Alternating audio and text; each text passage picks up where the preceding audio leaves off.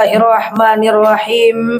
Assalamualaikum warahmatullahi wabarakatuh. Waalaikumsalam warahmatullahi wabarakatuh. Alhamdulillahil wahidil qaharil azizil ghafaril mukawwirul laili 'alan nahar, amma ba'd. Ibu-ibu yang saya sayangi karena Allah, sebelum kita mulai kajian kita berdoa kepada Allah, semoga siapapun kita yang hadir dalam majelis ini, Allah sehatkan badan kita, Allah kuatkan jasad kita, Allah tambah ruh keimanan kita, Allah luaskan rezeki kita, Allah angkat segala masalah kita, Allah jauhkan kita dari orang-orang zalim, Allah matikan kita dalam keadaan husnul khatimah. Amin. Allahumma amin. Salawat salam kita hadiahkan kepada baginda Nabi. Allahumma salli ala Muhammad wa ala ali Muhammad. Seperti biasa hari ini kita jalasa munah ya, di minggu kelima. Tidak ada materi dari saya. Kita tanya jawab offline lah ceritanya, seperti di tahun-tahun berikutnya sebelumnya. Oke, kalau ada yang mau bertanya silahkan. Kalau tidak, pulang. Memang gitu jalasa munah. Selagi masih ada pertanyaan, tetap pulang. Tetap pulang ya. Oke, tafadhol, kali ini dibantu.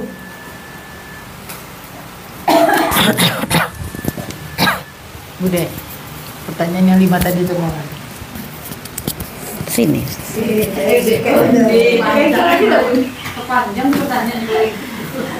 Ustazah, bagaimana? Assalamualaikum warahmatullahi wabarakatuh. Waalaikumsalam warahmatullahi wabarakatuh. Bagaimana Ustazah dalam pandangan Islam kita hidup di zaman Rasulullah dan hidup di zaman setelah Rasulullah, tentang kehidupan kita nih Ustazah. Kalau di zaman Rasulullah dulu Ustazah kan tidak begitu kehidupannya, nggak seperti sekarang Ustazah. Kita contoh Ustazah ya, kita mendidik anak sekarang Ustazah, anak 4. Yang ini sekolah di sini, sekolah agama nanti masuk sekian juta per bulan. Yang ini lagi Ustazah, tentu kan istri harus bekerja keras juga membantu suami Ustazah. Nah, jadi tentu kita di dalam kehidupan ini Ustazah, ada yang sikit-sikit ada merasa gitu loh Ustazah, merasa ada bosan menghadap suami, kehidupan kayak gini, jika dibandingkan dengan zaman Rasulullah dulu Ustazah. Oke. Baik, sebenarnya zaman Rasulullah SAW dengan zaman kita itu sama saja. Ada saja beban yang ditanggung, ya. Nah, sama dengan kondisi anak. Sebelum saya masukkan ke biaya ya, sama dengan kondisinya. Sejak zaman para nabi, ada anak-anak yang juga melawan sama orang tuanya.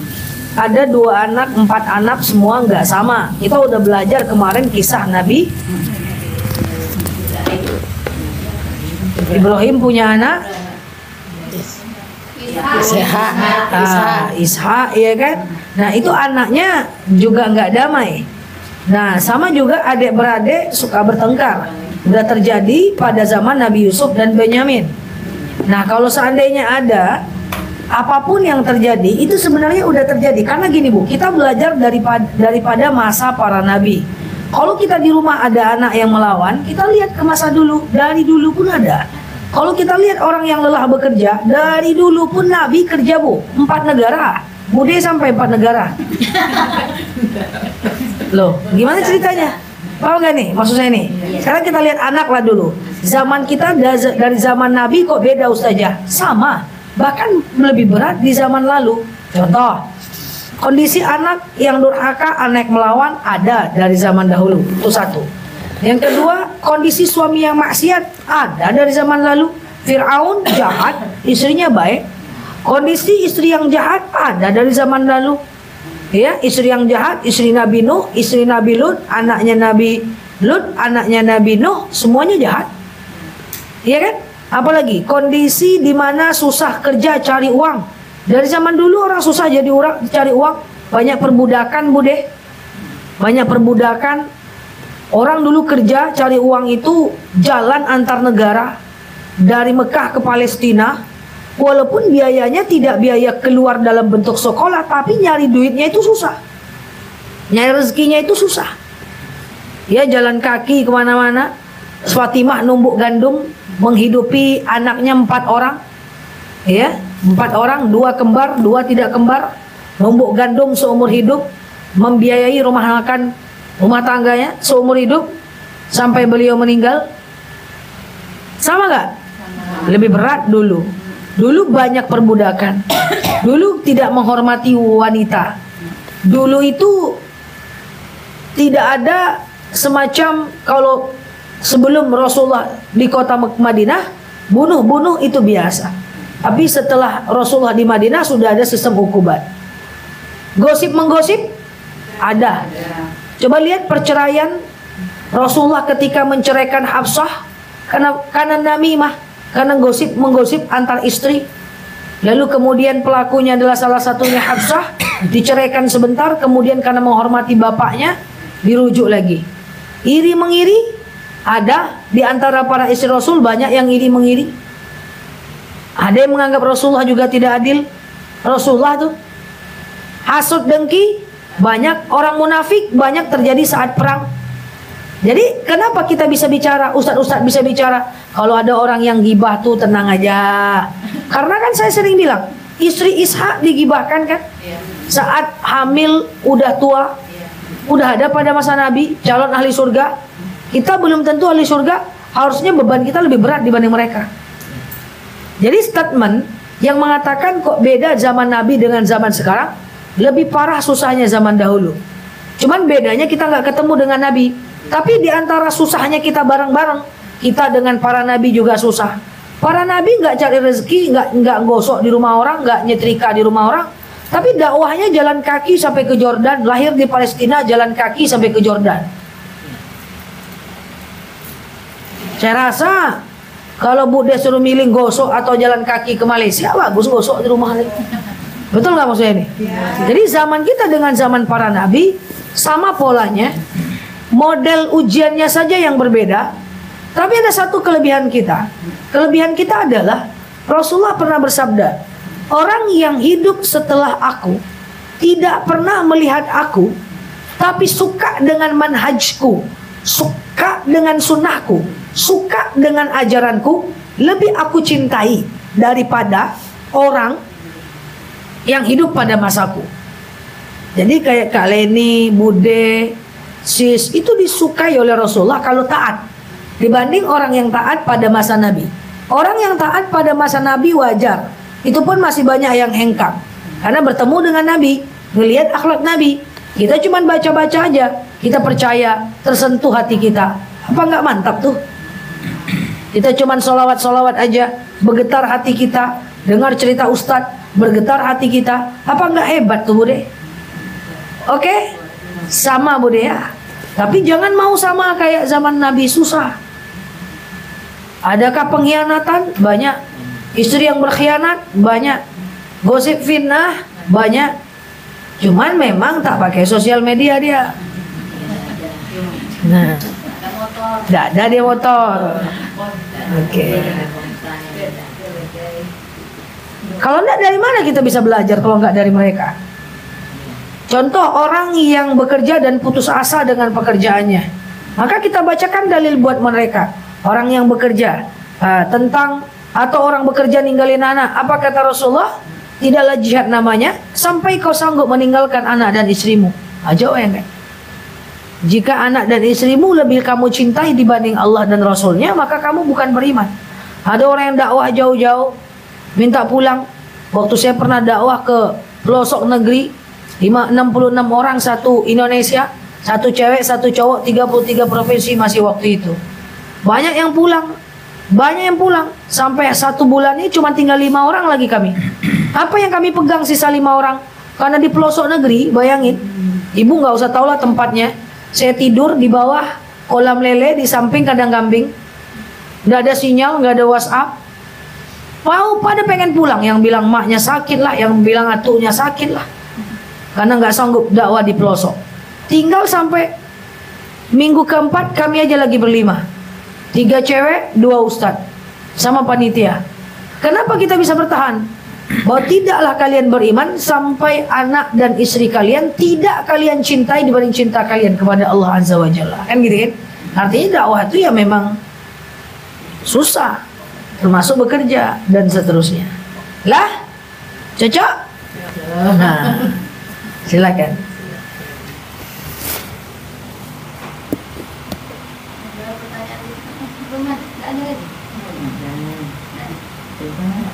Biasa ibu apa? Ada yang nanya.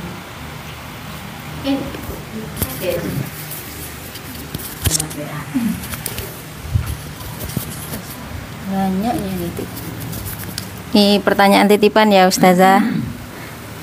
Apa hukumnya orang yang nggak menikah? Boleh apa enggak menurut Islam? Baik. Apa hukumnya orang yang tidak menikah? Boleh nggak menurut ajaran Islam? Hukum nikah itu banyak. Perhatikan pelan-pelan. Hukum nikah itu banyak. Yang pertama, masih ingat? Wajib menikah. Situasi seperti apa yang mewajibkan seseorang itu wajib menikah?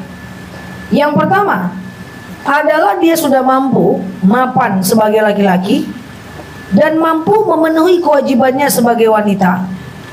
Tapi kalau tidak menikah, maka dia itu tidak bisa menahan syahwatnya. Jadi dikhawatirkan dia akan berzina.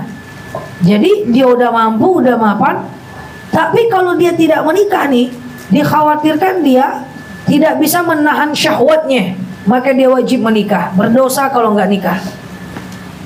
Iya dong. Yang kedua adalah sunnah menikah. Jadi orang ini udah dianggap sunnah menikah. Apa itu sunnah? Dikerjakan boleh, tak dikerjakan rugi dia. Tapi apakah dia berdosa jika dia tidak menikah? Belum tentu. Tunggu dulu. Ada orang memilih tidak menikah. Pertama, ciri-cirinya adalah dia sudah mapan sebagai laki-laki, sudah mampu memenuhi kewajiban sebagai wanita. Tapi dengan tidak menikah, dia mampu menahan nafsu syahwatnya. Jadi dia tidak berzina, cuman dia belum nikah aja. Tapi dia tidak berzina, mungkin karena kesibukannya, mungkin karena dia punya tugas ngerawat banyak anak angkat, mungkin karena dia sibuk ngerawat orang tuanya, mungkin karena dia sibuk ngerawat adik kandungnya. Dia tidak terjebak ke dalam zina, maka dia sunnah menikah, dia tidak berdosa. Paham? Yang ketiga adalah makruh menikah. Siapa itu orang yang makruh menikah? Adalah orang yang dia itu sebagai laki-laki tidak bisa menahan syahwatnya, tetapi dia belum lagi mapan. Artinya belum lagi cukup. Dia belum bisa memenuhi kebutuhan istrinya. Dia belum bisa menafkahi istrinya. Maka dia tetap makruh menikah.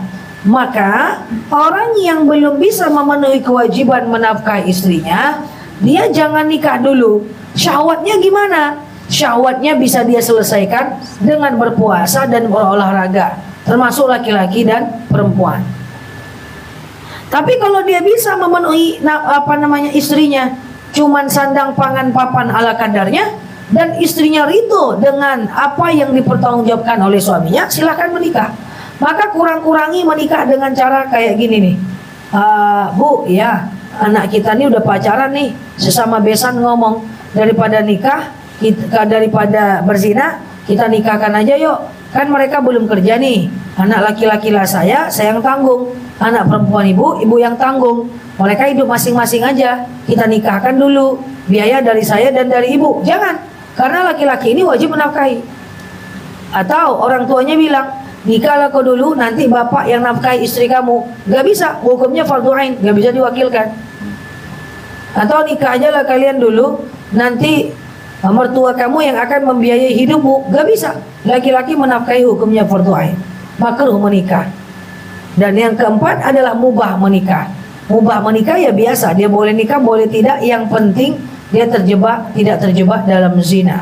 Nah, memang ada dalil, siapa yang tidak ridho kepada sunnahku, walaysa minni, maka dia bukan bagian dari golongan aku. Itu adalah dalil untuk umum, bukan untuk sekedar menikah. So, ibu-ibu yang saya sayangi karena Allah, kalau pertanyaan apakah berdosa orang yang tidak menikah? Berdosa kalau dia tidak mampu menahan nafsu syahwatnya, dan dia engkar lah gitu ya, berzina dan seterusnya. Tafadhol. Ya. Ya. Ini mau nanyakan jelasnya. Masalah pernikahan tadi Zah, kalau hukumnya kita mau menikah tapi kita belum mapan, sementara kerjaan belum Laki-laki? perempuan, sementara kerjaannya pun belum dapat juga belum jelas.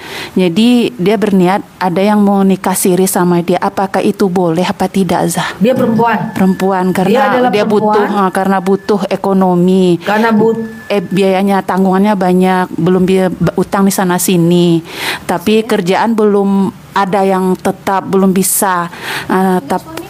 Tapi ada suami yang mau nikah sirih, itu gimana hukumnya Zah?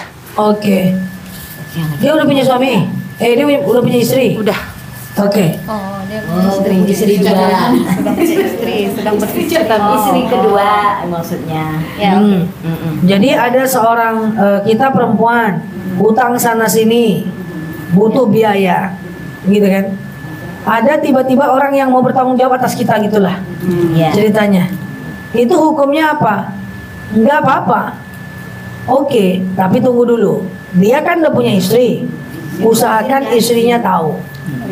Ya, istrinya tahu bahwa dia punya istri yang kedua atau dia mau poligami. Karena begini, seperempuan menikah karena ada yang mempertanggungjawabkan dirinya, itu boleh Mbak. Saya bahas dulu puzzle satu persatu, nikah sirinya baru poligaminya. Nikah siri itu sah dalam Islam. Yang penting dipenuhi aja rukunnya kan. Ada ijab kabul, ada mahar, ada laki-laki perempuan, ada wali, ada saksi. Sah dia. Tapi yang pengen saya sampaikan, nikah siri ini gampang nikahnya, susah cerainya kalau ternyata suaminya tidak bertanggung jawab. Dia cuma ngomong aja di depan, terus besok-besok dia nggak nafkahi Mbak. Maka salah satu yang menyebabkan istri boleh menggugat cerai adalah ketika suami tidak menafkahi dan istri tidak ridho, kan gitu kan? Buku nikah kan ada tuh kan? Ketika seorang suami tidak menafkahi beberapa bulan berturut-turut, lalu istri tidak ridho, maka istri boleh menggugat. Nah masalahnya gini Mbak, dia nikah siri misalnya sama Mbak, contoh aja ya. Lalu kemudian ternyata dia tidak memenuhi itu semuanya. Dia tidak bertanggung jawab. Lalu kemudian dia tidak menafkahi Mbak. Mbak kan gak ridho nih, kan boleh menggugat. Ya kan tadi ceritanya boleh Mbak menggugat. Salah satu yang menyebabkan perempuan itu boleh menggugat adalah ketika dia itu tidak dinafkahi, lahir, batin, atau salah satunya atau dua-duanya. Maka Mbak nggak bisa gugat ke pengadilan. Loh saya mau talak aja saja, ku ceraikan kau Bang, ceraikan, mana bisa? Atau Bang ceraikan aku Bang, ceraikan aku Bang, ceraikan aku. Dia nggak mau, dia nggak ngomong kalimat talak, kan nggak keluar talak. Karena talak itu terjadi kalau dia ngomong talak atau kita yang menggugat. Kita yang menggugat nggak bisa sendiri. Yang ada adalah panjang-panjang kemarahan dia. Baru dia ngomong talak. Masalahnya dia ngerti, dia nggak ngomong talak. Aku nggak mau ceraikan.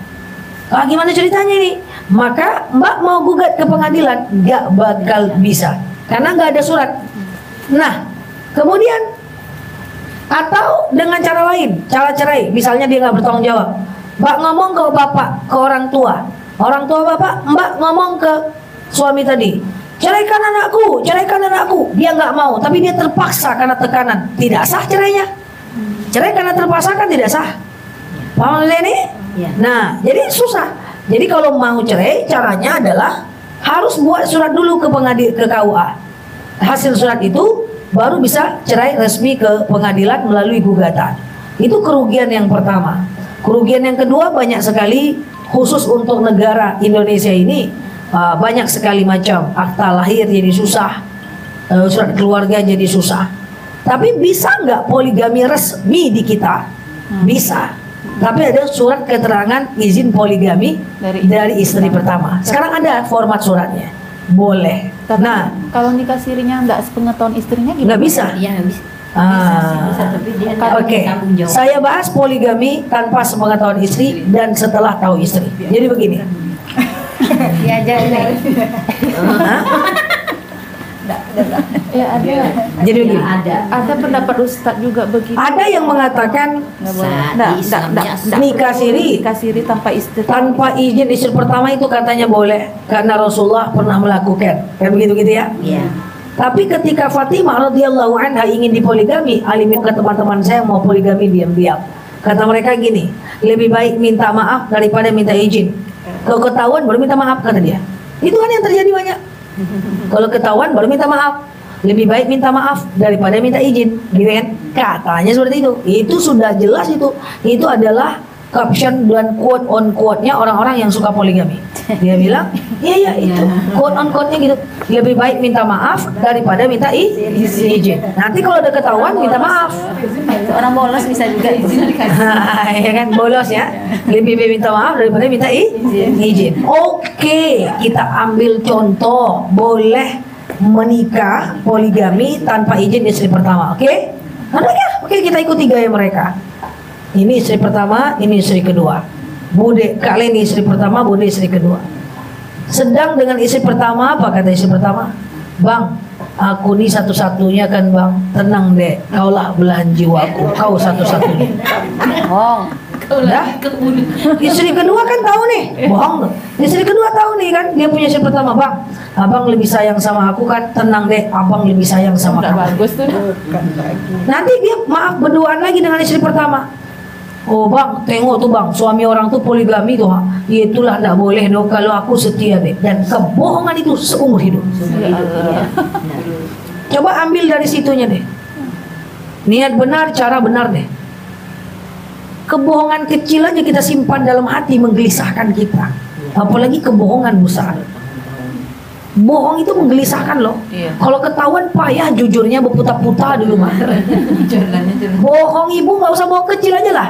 Ibu mau ke rumah teman nggak diizinkan suami, pergi juga ibu karena ibu sering gosip ke situ kan. Pergi juga ibu. Nah, ya kan? Kamu dari mana? Dari beli tempe bang.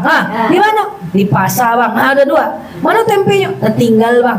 Berapa dibeli? 5.000 ya bang. Ada 4. Bohong kecil aja menggelisahkan. Apalagi bohong besar. Setiap duduk dengan istri pertama, tengok bang, suami kawanku tuh poligami dia bang. Itulah, tidak setia dia. Padahal kita juga melakukan. Lalu masuklah Kak Leni ke live poligami bang, kata Ustazah Nela bang. Poligami itu harus izin pertama bang. Itulah, tidak tahu diuntung orang tuh tuh. Enak bohong. Itu seumur hidup loh. Simpanlah kayak gimana tuh. Kita sepakat aja lah biar kita nggak repot berdebat. Boleh nikah siri tanpa izin istri pertama. Sepakat kita. Ya. Tapi setelah itu ada apa? Ada mudarat Di belakang ada. Tapi di bawahnya sama Ustaz Reza ada Fankihu ma tabalakum. ridho Allah. Tanpa sepengetahuan istri pertama kan nggak apa-apa. Yang penting jangan zina, ridho Allah katanya. Ridho Allah. Manakah mungkin Allah ridho kepada sebuah kedustaan? Itu kata kalau istrinya nggak ridho, itu kata istrinya nggak ridho, Allah tetap ridho Prinsipnya mungkin katanya. gini Ustazah, kan kita tidak boleh melarang poligami. Ya, itu mungkin dalilnya. Tidak larang poligami kita. Fankihu ma tabalakum kan. minan nisa masna wa sulasa wa ruba. Ya, itu Nikahilah oleh perempuan 1, 2, 3 atau 4. apabila mampu kan gitu. Jadi prinsip daripada zina katanya ada nikah, tapi tanpa izin istrinya. Tapi intinya apakah mungkin dia tidak terbuka sama istri. Ini bukan ridho istri dan ridho Allah. Iya. Ini kebohongan yang dilakukan dengan manusia. Tidak ridho istri berarti dia tidak mengasih tahu mungkin ya. Itu di istrinya dari ridho. Mungkin kalau istrinya ridho mungkin dia minta cerai atau. Nah, kalau istrinya ridho kan dia nggak bohong. Iya, tapi mungkin Kalau istrinya izin dia nggak bohong. Itu yang dibilang orang-orang itu kan dibilang orang-orang. Oke. Istilahnya tidak Tanpa izin istri tetap ridho katanya. Allah tetap ridho. Ya, tanpa izin istri Allah tetap ridho. Kita katakan kita sepakat ya. Karena pada faktanya Itu katanya. Fatimah ketika tidak mengizinkan apa kata Rasulullah? Famasyita. Iya. Kau serahkan kepada istrimu kan gitu kan? Nah, tapi itu tadi setelahnya. Iya, serba salah. Oke. Jadi apa nih pesan saya? Wahai para istri, ridhoilah, gitu enggak ya? Ridhoilah, santailah. Sami'na wa ata'na.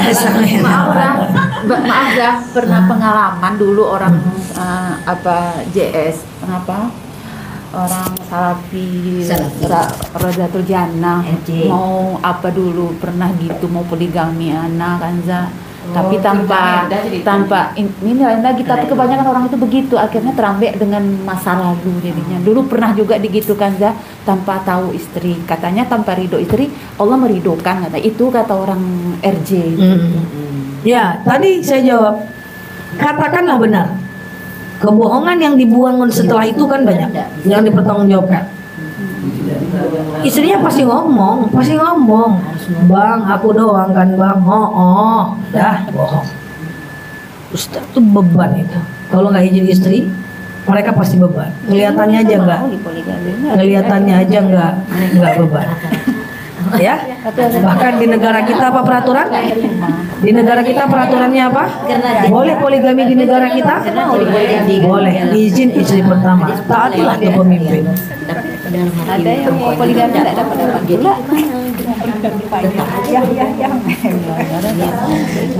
Boleh nggak poligami di kita? Boleh. Ada suratnya boleh, resmi. Ya, itu boleh. Tapi harus ada surat format izin istri. Baik-baik aja lah poligaminya, biar aman hidup ya. Kalau ada mau poligami online-nya, ya baik-baik. Oke, ada lagi? Ada lagi? Kalau nggak ada aku bacain lagi ya. Ada nggak Bu? Ini masih tentang rumah tangga nih Ustazah. Aku punya teman, perjalanan rumah tangganya tak semulus jalan tol. Di tengah retaknya dia udah punya pacar lagi, berarti yang cewek nih ya. Akhirnya cerai juga. Setelah cerai 1 minggu dia nikah, kan masih masa idah. Dia ini siapa yang nikah? Yang cewek. Istri. Berarti dia udah punya pasangan juga sebelumnya. Iya, pacaran katanya tadi kan. Pas masa retak itu dia Berarti punya yang pacar. selingkuh ini perempuan. Suami istri. Hah? Kalau laki-laki nggak ada masa idah kan? Enggak. Kan masih Ini masa suami idah. istri, suami istri. Udah. Terus ternyata suaminya pacaran.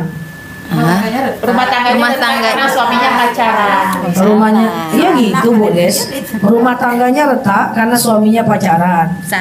Salah. Ini cewek loh Ustazah. Aku punya, dengar lagi ya. Aku punya teman, perjalanan rumah tangganya tak semulus jalan tol. Di tengah perjalanan lah retak. Dia udah punya pacar lagi, berarti yang Dia cewek. ini siapa? Cewek Udah punya pacar lagi. Akhirnya cerai juga. Setelah cerai 1 minggu dia nikah, kan masih masa idah. Udah aku ingetin tapi dia nggak mau. Itu gimana ya? Apa aku kena imbasnya atau enggak? Suami istri, Kawan istrinya selingkuh. istri punya istri. Lalu lama-lama dipertahankan, cerai juga. Pas cerai langsung dia gas pasang gigi 4 medik, nggak pakai kopling. Nikahlah dia setelah seminggu. Maka berarti si perempuan nikah di luar masa di dalam masa iddah. Ada dinasihatin Harusnya setelah 3 bulan atau 3 kali suci. Kalau dia nikah di dalam masa iddah, maka nikahnya itu tidak sah. Maka dia berzina itu seumur hidupnya itu. Jadi udah kita bahas kemarin. saran saya untuk yang selingkuh, kok saran saya untuk yang selingkuh ya? Saran saya, ya nikah lagi lah kalau mau dengan yang itu juga, nikah ulang, gitu kan? Nah, karena itu seumur hidupnya dia akan berzina. Nah nanti kalau lahir anak itu, itu anaknya itu kalau dia perempuan tidak anak bapaknya secara biologis, dia anak emaknya secara syariat. Bapaknya nggak bisa jadi wali hakimnya dia, jadi walinya dia, wali hakim. Yang kedua, efeknya kalau anak itu adalah anak hasil zina, maka mereka tidak bisa saling mewarisi. Bapaknya nggak bisa mewariskan harta ke anaknya, anaknya tidak bisa mewariskan harta ke bapaknya. Kemudian nama dia tidak bisa dinisbatkan kepada bapaknya, dia cuma dinisbatkan kepada ibunya saja. Nah, nanti begitu seterusnya ke bawah. Nah, kemudian selanjutnya adalah apakah suaminya ini menjadi terdampak atas kemaksiatan dan dosa yang dilakukan oleh istrinya? Tentu tidak, karena suaminya sudah menasihati. Oke? Dia tidak berdosa, tidak terdampak. Tidak dapat ya. Tidak terdampak lah. Kan la yaziratu wizra ukhra. Ingatkan. Ya, yang penting dia sudah mengingatkan, ya. Temannya teman ini. Iya, temannya. Saya terpikir tadi yang nikah siri tadi gitu. Taruhlah misalnya yang sepengetahuan istri itu anaknya juga dapat waris, hak waris. Ah ya itu sah. Anak tanpa sepengetahuan diri waris dapat. Tanpa Nah, dapat. yang Berarti nikah siri tadi. Iya. Dapat. berarti dia tetap dapat ya. Dapat. Berarti anak adik Oke. ini Cuma Ada nggak lagi? didaftarkan ke apa sipil aja. udah Itu. udah lah. Ada sih lagi. Melanjutkan aja. Sekarang kan banyak orang yang nikah siri atau apa Nikah, namanya? kemarin utang terus, sekarang nikah. Enggak, banyak nikah siri atau orang ibunya hamil di luar nikah terus nikah selagi hamil itu. Jadi itu kan sepengetahuan saya anaknya tidak bernasab ke bapaknya. Iya. Tapi sekarang banyak kan orang yang membuat di akte kelahiran itu anak dari bapak ini gitu loh. Gimana hukumnya tuh, Ustazah? Hukum dunia. Iya, jadi Akhirat nggak bisa. yang membikinkan itu kan istilah sekarang bisa dibayar gitu kan. Nah, yang membikin bayarnya gimana? berdosa. Bikinnya itu. Dan akhirnya anaknya kalau memang perempuan dinikahkan sama bapaknya itu. Nah, Akhirnya dia taunya bapaknya itu gitu kan. anak hasil zina tidak bisa dinikahkan oleh bapaknya sebagai walinya kalau anaknya perempuan. Kalau dibuat-buat surat, akhirnya bapaknya bisa jadi wali, si tukang buat, atau seluruh keluarga yang tahu bapaknya nggak bisa jadi wali, diwalikan juga kepada bapaknya, maka semua yang tahu itu adalah berdosa. Ya, jadi nikahkan saja dengan wali hakim. Tapi kadang mungkin orang untuk menutupi Untuk menutupi, menjaga aib. Menutupi itulah. Sebelumnya nikah aja di KUA dengan wali hakim, baru nanti pulang nikah kedua di rumah. Udah disampaikan oleh wali hakim ada juga gitu. banyak. Tapi kalau laki-laki nggak apa-apa, Ustaz. Kalau laki-laki nggak apa-apa, aman. Tapi nggak mungkin mau zina aja yuk. Mudah-mudahan anak kita laki-laki, kan nggak kayak gitu. Kalau adik Ya kalau misalnya anaknya laki-laki, pas yang lahir laki-laki gitu. Hah? Yang lahir laki-laki. Kalau anaknya laki-laki kan tidak terlalu ketat syariatnya walinya. Tapi dia tidak bernasab ke bapaknya, begitu nikah dibikin bin bapaknya itu gimana? Kalau surat doang nggak apa-apa, akta kelahiran doang nggak apa-apa. Maksudnya itu nikah, nikah kan akan nikah kan ini binti bin fulan gitu loh. bin Abdullah. bin Abdullah itu. Kalau adik angkat gimana? Nggak bisa putus nasabnya, Bu. Yang kan nggak. Ya. Dia diambil, Adik angkat itu bukan mahram, putus. tapi dia nikahin adik. Menikahkan Nggak bisa. Adik sambung bisa, adik angkat nggak bisa. adik sambung. Adik sambung, Sendiri ya. adik sambung itu janda anak 3, nikah dengan duda anak 1, saling menikahkan Oh, bisa. itu boleh. Kalau anak angkat nggak boleh. Adik angkat enggak ya? Oke? Anak orang ya. Ini enggak yang poligami? Pusing ah, poligami. Kayaknya ini enggak poligami nih.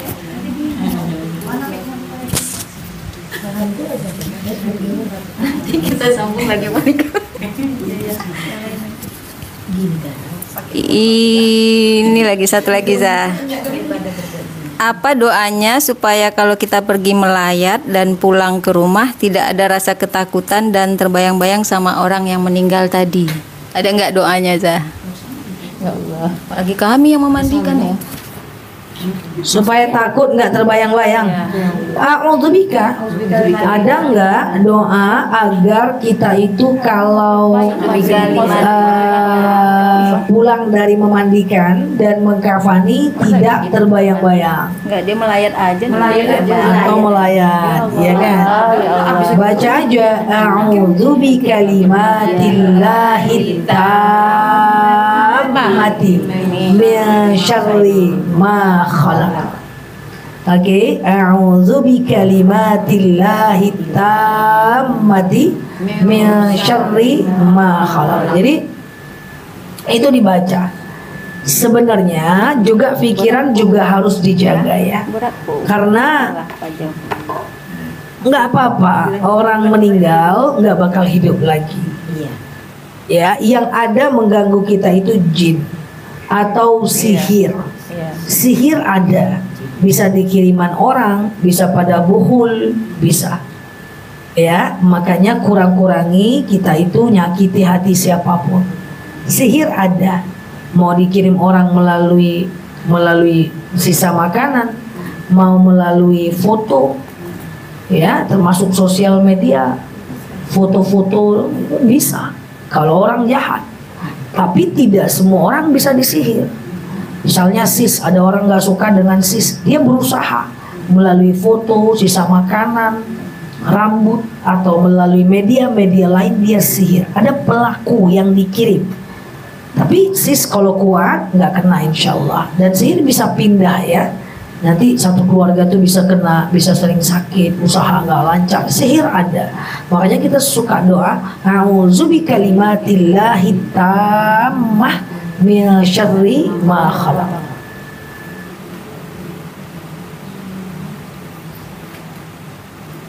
Nah, cara mengobatinya dicari bukulnya itu di mana?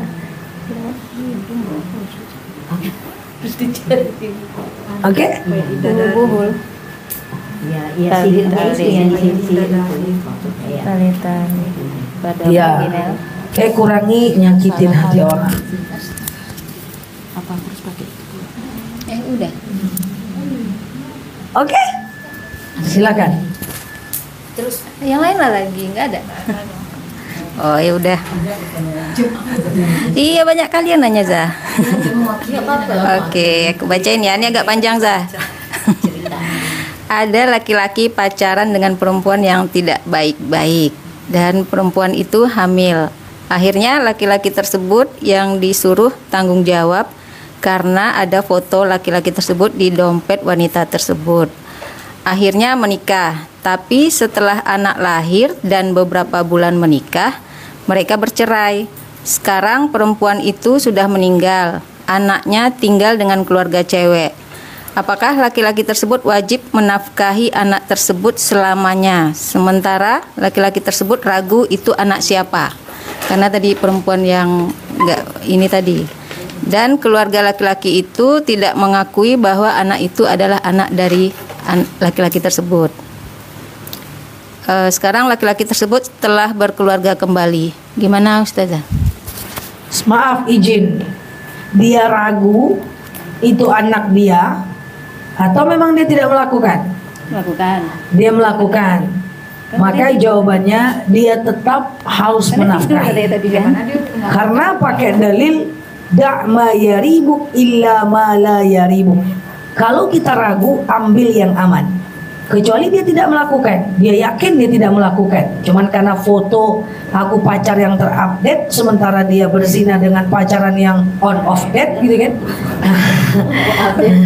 Nah, baru pacaran sehari sama dia, ditaruhnya foto. Sementara dia pernah melakukan sama orang lain. Itu bukan aku yang melakukan, maka jangan dinafkahi. Tapi kalau kita juga melakukan, ragu kita. Saya khawatir itu zon, saya khawatir itu prasangka. Apakah dia melakukan dengan banyak orang? Takutnya itu prasangka. Ragu itu anak saya, atau memprasangkai perempuan itu berzina juga dengan orang lain.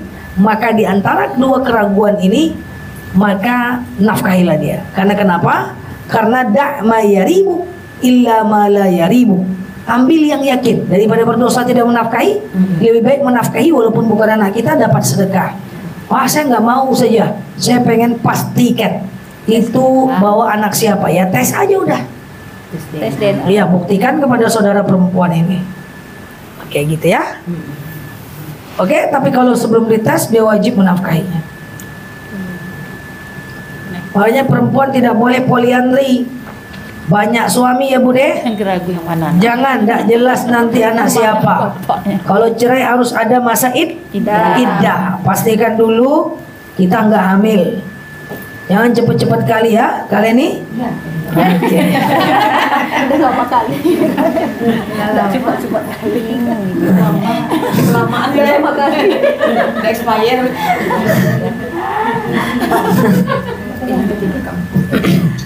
Oke.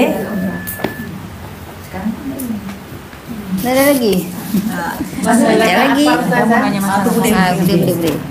Pasangan laki-laki perempuan menikah, satu agama Kristen, satu Islam. Udah punya anak 2 Ustazah.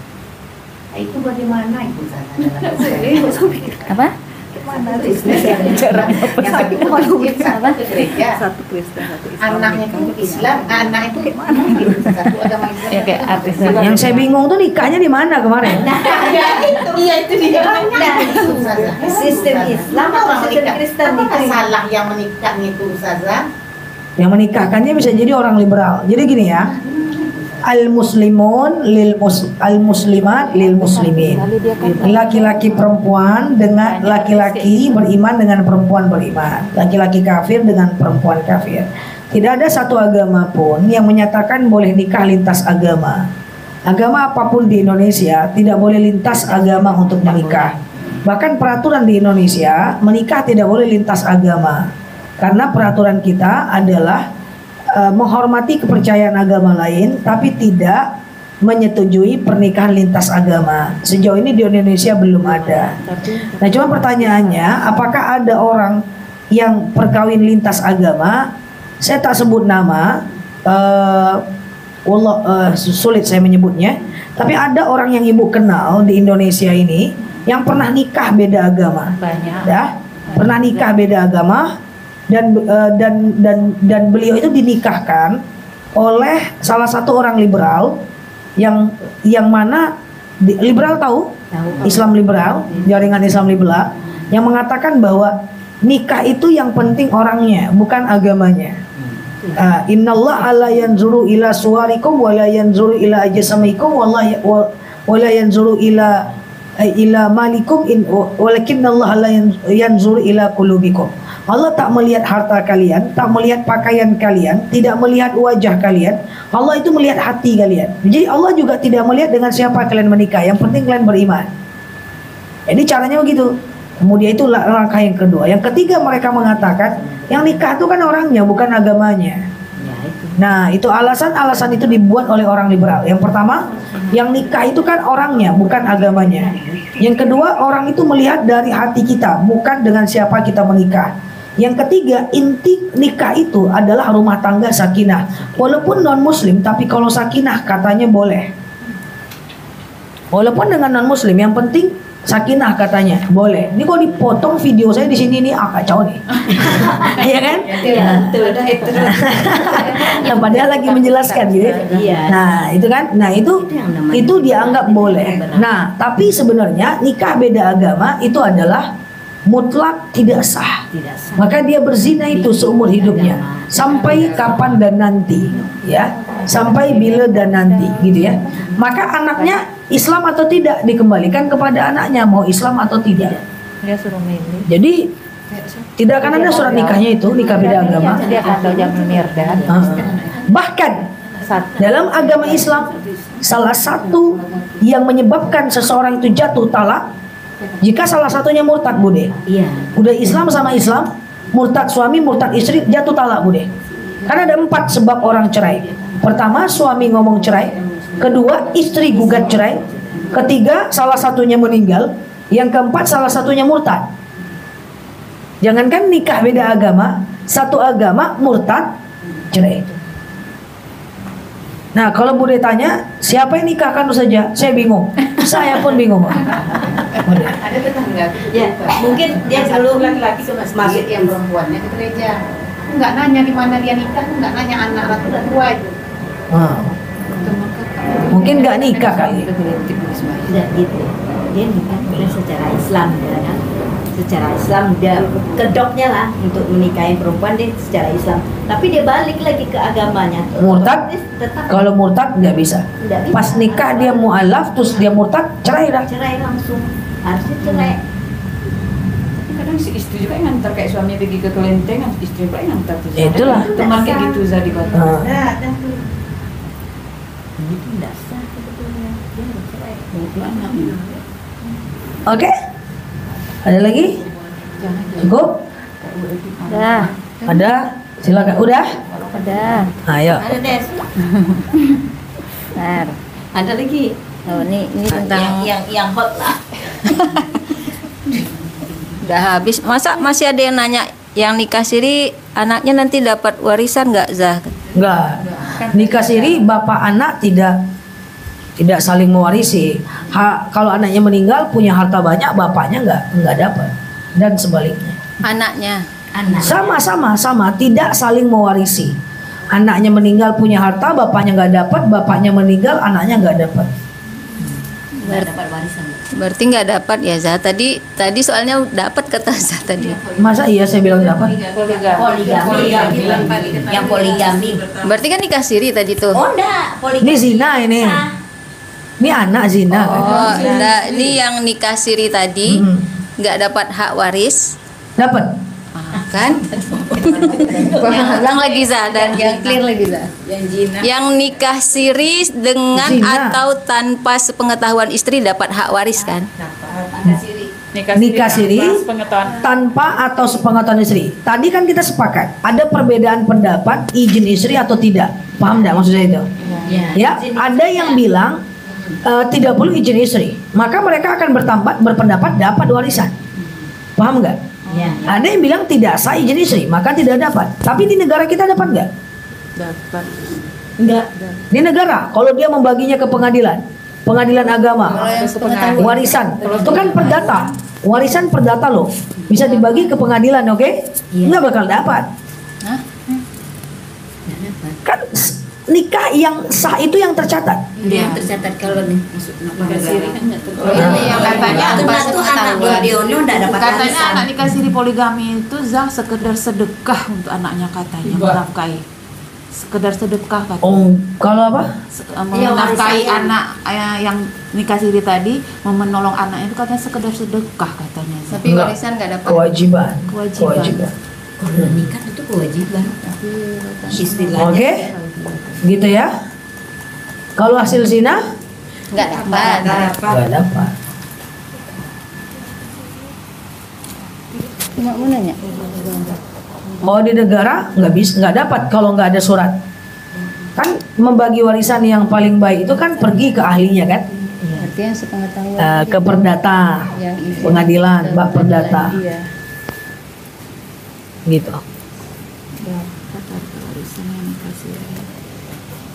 Dapat harta warisan yang nikah siri ya. Kok aku lagi mikir. Oke, ini ada pertanyaan tentang broken home nih Zah.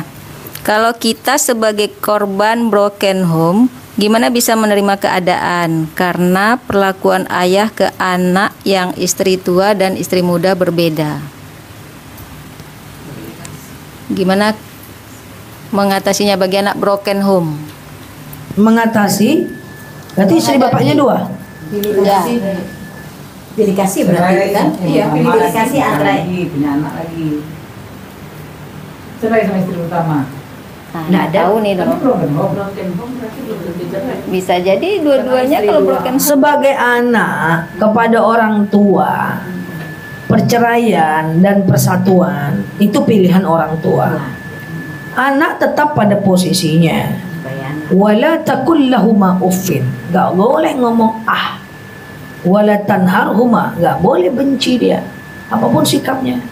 Kecuali dia menghajar agama kita. Kita boleh benci dia. Kafir harbi berarti. Wa kullahuma qaulan karima. Tetap ungkapkan perkataan yang baik. Gak ada pilihan Budes. Mau orang tuanya gak sholat, mau orang tuanya itu bercerai, itu menjadi pilihan dan urusan mereka. Anak tetap bakti. Dia mungkin bagaimana cara dia menghadapi keadaan seperti itu? Kejadiannya apa? Bertengkar terus. Enggak, pembagian kasih sayang atau pembagian duit-duitnya lah, harta gitu. Harta Gitu. mungkin. Kan Kasih sayang adil, bapaknya itu nggak sama mungkin. sama ya Kasih sayang bapaknya nggak sama, sementara dia belum balik. Oh, nggak tahu juga. Yang bertanya itu, kamu adalah anak, wala taqul lahuma uff. Jangan kamu ngomong atau cis kepada orang tuamu, itu urusan mereka, takdir mereka, pilihan hidup mereka. Wala tanharhuma, jangan kau benci dia. Wa qul lahuma qaulan karima. Jangan ucapkan kepada mereka perkataan yang baik. Tentang ketidakadilan, bilang sama dia, lebih mudah merubah diri kita daripada merubah orang lain sesuai dengan keinginan kita. Kamu terima aja, kamu jadikan itu sebagai batu loncatan untuk buktikan kalau kamu adalah anak terbaik. Bisa jadi kalau dia dinafkahi lebih besar, dia nggak jadi anak sukses. Bisa jadi kalau dia dilepaskan, dia dibiarkan mandiri, dia lebih sukses dibanding kakak-kakaknya yang lain. Kayak gitu cara berpikirnya. Sama dengan kemarin ponakan saya cerita, nangis. Orangnya sangat perfeksionis, terlalu idealis. Ngerjain sesuatu tuh harus sempurna. Saya sudah bilang, tidak perlu sempurna mengerjakan sesuatu. Kerjakan aja dengan baik-baik. Tidak perlu membebani diri dengan tugas. Iya Mi, tapi 5 orang kami yang kerja cuman kakak terus, yang ngerjainnya cuman dia terus. Berharap mereka ngerjain itu susah. Saya sudah bilang, jangan berharap respon orang kepada kita. Berharaplah dari sikap kita aja. Sekarang kamu kerjakan bagus-bagus, kamu kerjakan baik-baik, kamu kerjakan bagus-bagus, Allah tidak akan membalas kebaikan kamu itu sekarang. Bisa jadi 10-20 tahun lagi kita tengok siapa yang paling sukses, adalah yang paling bertanggung jawab terhadap dirinya. Jadi bilang aja ke dia, jangan berharap. Itu bukan cuma kasus itu Bu Des, semua kasus. Kok kakak saya lebih disayang ya daripada adik saya, daripada saya. Kok dia lebih dicintai ya daripada saya. Jangan berharap pada manusia. Kalau itu situasi yang terjadi sekarang, lakukan hal lain untuk membuktikan bahwa kita punya nilai. Karena kalau di takdirnya dibalik, bapak itu lebih sayang sama kita, ibu itu lebih sayang sama kita dibanding sama saudara kita, bisa jadi kita nggak jadi orang. Karena kita udah dimanja, misalnya seperti itu. Jadi siapapun yang bertanya kepada kita Nurul Mawadah, gimana ya cara saya menghadapi bapak saya yang lebih sayang sama saya dibanding lebih sayang sama kakak saya dibanding saya, kan gitu kan? Jangan berharap pada manusia. Buktikan kalau kita punya nilai. Ke depan kita akan lebih baik. Dengan suami ibu jangan terlalu banyak berharap. Nanti banyak sedihnya.